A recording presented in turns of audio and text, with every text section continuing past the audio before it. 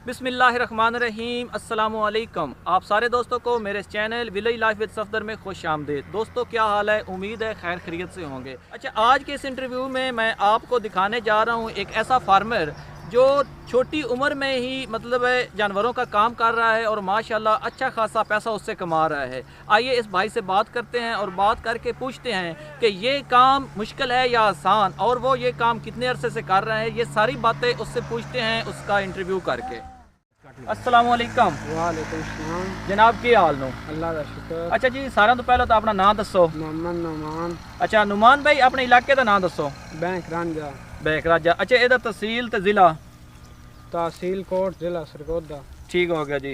अच्छा जी, ਇਹ ਦੱਸੋ ਤੁਸੀਂ ਇਹ ਜਾਨਵਰਾਂ ਵਾਲਾ ਕੰਮ ਇਹ ਤੁਸੀਂ ਮੱਝਾਂ ਰੱਖੀ ਹੋਈਆਂ, ਮੱਝਾਂ ਪਾਲ ਰਹੇ ਹੋ, ਇਹ ਕਿੰਨੇ ਅਰਸੇ ਤੋਂ ਪਾਲ ਰਹੇ ਹੋ? ਇਹ ਭਾਈ ਮੁੰ ਸਾਡੇ ਹੁਣ ਪਿੱਛੇ ਬਜ਼ੁਰਗ ਕਰਦੇ ਆ, ਪਿੱਛੇ ਹੁਣ ਸਾਡੇ ਕੋ ਵੀ ਹੈ, ਸਾਡਾ ਪੇਸ਼ਾ ਹੀ ਹੈ ਮਾਸ਼ਾਅੱਲਾ। ਅੱਛਾ, ਤੁਹਾਡੇ ਕੋਲ ਇਸ ਟਾਈਮ ਕਿੰਨੇ ਜਾਨਵਰ ਰਹੇ ਨੇ? ਤਕਰੀਬਨ 20 ਜਾਨਵਰ ਹਨ। ਇਹਨਾਂ ਵਿੱਚੋਂ ਛੋਟੇ ਬੱਚੇ ਕਿੰਨੇ ਹਨ ਤੇ ਵੱਡੀਆਂ ਮੱਝਾਂ ਕਿੰਨੀਆਂ ਹਨ? ਇਹਨਾਂ ਵਿੱਚੋਂ ਵੱਡੀਆਂ ਮੱਝਾਂ 10 ਹਨ ਤੇ ਬੱਚੇ ਵੀ 10 ਹੀ ਹਨ ਤਕਰੀਬਨ, ਜਿਹੜੇ मतलब के छोटे बड़े सब।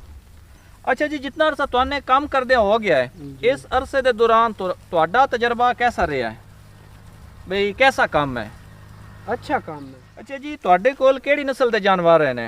जानवर मिक्स हैं, कोई नीली रावी दियां, कुछ जनाब मालियां, तकरीबन इस टाइप दियां। ते तुहाडे ख्याल चो सारे नाल बेहतर नस्ल केड़ी होंदी है? बेहतर नस्ल भाई वही है जेड़ा दुध अच्छा देवे, मतलब कि नीली रावी दियां अच्छियां पाइयां भी नहीं हैं, वो अच्छियां नहीं। ठीक हो गया। अच्छा, ये जेड़े 10 जानवर हैं ये सारे जानवर तुहाडे दुध देंदे ने?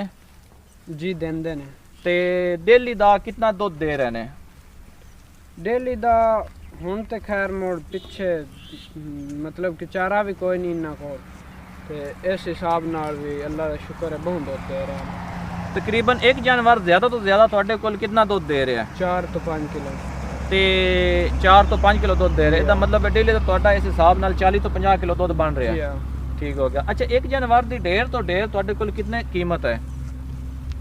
कीमत भाई फर्को फर्की है, मतलब कि जेड़ी मझ पुरानी है बुढ़ी है, 3-4 सूए सू चुकी है। ठीक है। उस दी कम है ते जेड़ी लवी है मतलब पहले दूजे च उसकी कीमत ज़्यादा है। लवी दी कितनी कीमत है? लवी दी तकरीबन 2.5-3 लाख रुपए है। अच्छा, लवी माई तुसी केड़ी मझ गिनदे हो?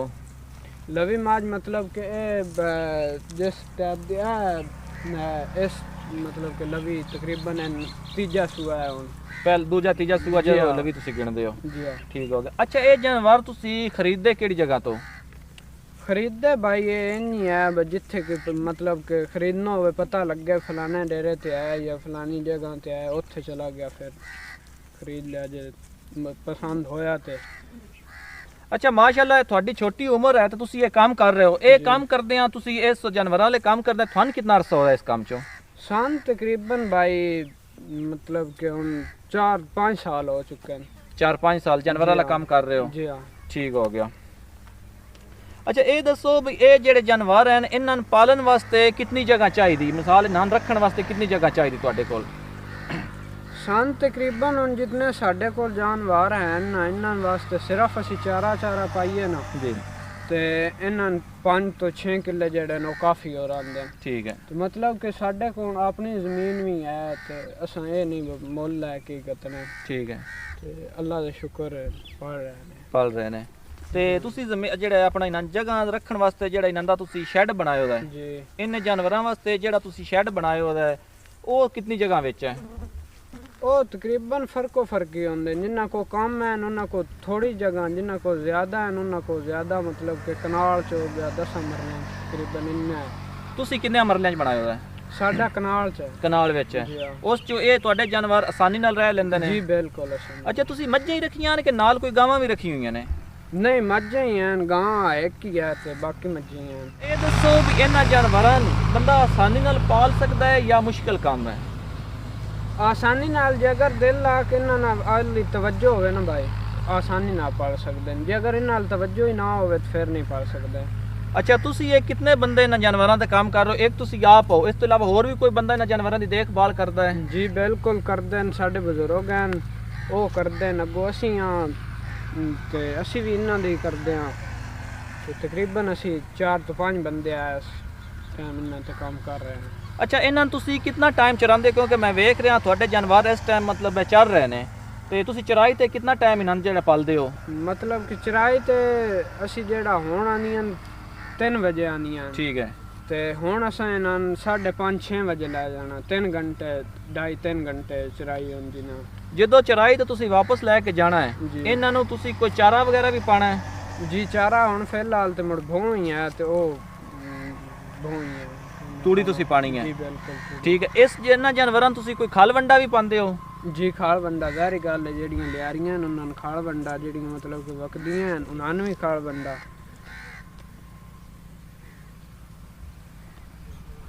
ਅੱਛਾ, ਇਹ ਦੱਸੋ ਬਈ ਇੱਕ ਜਾਨਵਰ ਨੂੰ ਆਪਣੇ ਕੋਲ ਤਕਰੀਬਨ ਕਿੰਨਾ ਅਰਸਾ ਰੱਖਣਾ ਚਾਹੀਦਾ ਹੈ?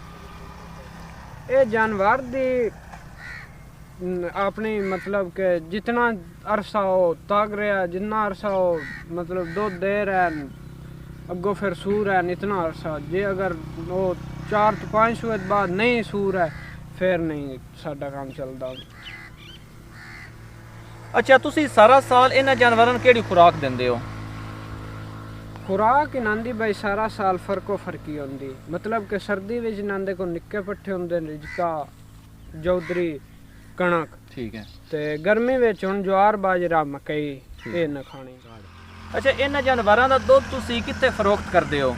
ਸਾਡੇ ਕੋਲ ਬਾਈ ਇੱਥੇ ਘਰੋਂ ਆ ਕੇ ਲੈ ਜਾਂਦੇ ਨੇ ਦੁੱਧ ਦੀ। ਠੀਕ ਹੋ ਗਿਆ। ਅੱਛਾ, ਇਹ ਦੱਸੋ ਬਈ ਇਹਨਾਂ ਜਾਨਵਰਾਂ ਤੋਂ ਤੁਹਾਨੂੰ ਤਕਰੀਬਨ ਮਹੀਨਾ ਕਿੰਨੀ ਬਚਤ ਹੋ ਜਾਂਦੀ ਹੈ? ਕਿੰਨੇ ਦਾ ਤੁਸੀਂ ਦੁੱਧ ਸੇਲ ਕਰ ਲੈਂਦੇ ਹੋ? 70-80 ਹਜ਼ਾਰ ਰੁਪਏ। 70-80 ਹਜ਼ਾਰ ਤੁਸੀਂ ਦੁੱਧ ਸੇਲ ਕਰ ਲੈਂਦੇ ਹੋ? ਠੀਕ ਹੋ ਗਿਆ। ਅੱਛਾ, ਇਹਨਾਂ ਜਾਨਵਰਾਂ ਤੇ ਤੁਹਾਡਾ ਤਕਰੀਬਨ ਮਹੀਨੇ ਦਾ ਖਰਚਾ ਕਿੰਨਾ ਆ ਜਾਂਦਾ ਹੈ? ਖਰਚਾ ਤਕਰੀਬਨ ਜੇ ਅਗਰ ਅਸੀਂ ਆਪਣੇ ਕਰੀਏ ਤਾਂ ਫਿਰ ਕੋਈ ਨਹੀਂ, ਮਤਲਬ ਕਿ ਇਹਨਾਂ ਨਾ ਆ ਜਾਂਦਾ ਮਹੀਨੇ ਦਾ ਖਰਚਾ ਬਾਹਲਾ ਹੋਇਆ ਤੇ 10,000। ਠੀਕ ਹੈ। ਤੇ ਜੇ ਅਗਰ ਅਸੀਂ ਮੁੱਲ ਲੈ ਕੇ ਕਰੀਏ ਤਾਂ ਫਿਰ ਉਹ ਤਕਰੀਬਨ 40-50 ਹਜ਼ਾਰ ਰੁਪਏ ਖਰਚਾ ਵੀ ਆ ਜਾਂਦਾ। ਠੀਕ ਹੈ। ਅੱਛਾ, ਇਹ ਦੱਸੋ ਇੱਕ ਛੋਟੇ ਬੱਚੇ ਨੂੰ ਮੁਕੰਮਲ ਜਾਨਵਰ ਬਣਨ ਤੇ ਕਿੰਨਾ ਟਾਈਮ ਲੱਗਦਾ ਹੈ? ਇਹ ਭਾਈ ਫਰਕੋ ਫਰਕੀ, ਜੇ ਅਗਰ ਛੋਟੇ ਬੱਚੇ ਨੇ ਦੁੱਧ ਛੱਡੀਏ ਪਹਿਲੇ ਤਕਰੀਬਨ 6 ਮਾਹ, ਠੀਕ ਹੈ, ਤੇ ਫਿਰ ਉਹ ਜਲਦੀ ਤਕਰੀਬਨ 2 ਸਾਲ 1.5-2 ਸਾਲ ਲੱਗਦੇ ਨੇ। ਠੀਕ ਹੈ। ਜੇ ਅਗਰ ਦੁੱਧ ਨਾ ਹੋਵੇ ਤਾਂ ਫਿਰ ਉਹ 3-3.5 ਨਾਲ ਵੀ ਚਲਾ ਜਾਂਦਾ ਹੈ। ਅੱਛਾ, ਮਾਸ਼ਾਅੱਲਾ, ਇੱਕ ਤਾਂ ਤੁਸੀਂ ਇਹ ਛੋਟੀ ਉਮਰ ਤੋਂ ਕੰਮ ਕਰ ਰਹੇ ਹੋ, ਦੂਸਰੇ ਫਾਰਮਰ ਵਾਸਤੇ ਤੁਸੀਂ ਇਹ ਮਿਸਾਲ ਹੋ, ਤੇ ਦੂਜੇ ਕਿਸਾਨਾਂ ਜਾਂ ਦੂਜੇ ਭਾਈਆਂ ਜਿਹੜਾ ਕੋਈ ਇਹ ਕੰਮ ਕਰਨਾ ਚਾਹ ਰਿਹਾ ਉਹਨਾਂ ਨੂੰ ਤੁਸੀਂ ਕੀ ਮਸ਼ਵਰਾ ਦੋਗੇ? ਅੱਛੀ ਗੱਲ ਹੈ ਭਾਈ, ਇਹ ਕੰਮ ਚੰਗਾ ਹੈ, ਕਰੋ ਤੁਸੀਂ, ਜੇ ਅਗਰ ਤੁਹਾਡੇ ਕੋ ਹੋ ਸਕਦਾ ਹੈ ਤੇ ਇਸ ਜਿੱਡਾ ਕੰਮ ਕੋਈ ਨਹੀਂ, ਅੱਛਾ ਕੰਮ ਹੈ। ਠੀਕ ਹੈ ਭਾਈ ਜਾਨ, ਤੁਹਾਡਾ ਇੰਟਰਵਿਊ ਕਰਕੇ ਬਹੁਤ ਖੁਸ਼ੀ ਹੋਈ ਤੇ ਇਨਸ਼ਾਅੱਲਾ ਇਹ ਉਮੀਦ ਹੈ ਸਾਡੇ ਨਾਜ਼ਰੀਨ ਵਾਸਤੇ ਵੀ ਇੰਟਰਵਿਊ ਸਾਡੇ ਫਾयदामंद होएगा। ਤੁਹਾਡਾ ਬਹੁਤ शुक्रिया जी। अच्छा दोस्तों, आपने वीडियो देखी, उम्मीद है आपको ये वीडियो पसंद आई होगी। मज़ीद अच्छी वीडियोस के लिए मेरे चैनल को सब्सक्राइब करें और साथ ही बेल आइकन प्रेस कर दें। अगर हो सके तो मेरी वीडियो को शेयर भी कर दें ताकि हमारा हौसला बढ़ा रहे और हम आपके लिए अच्छी इस तरह की मज़ीद वीडियोस लाते रहें। शुक्रिया।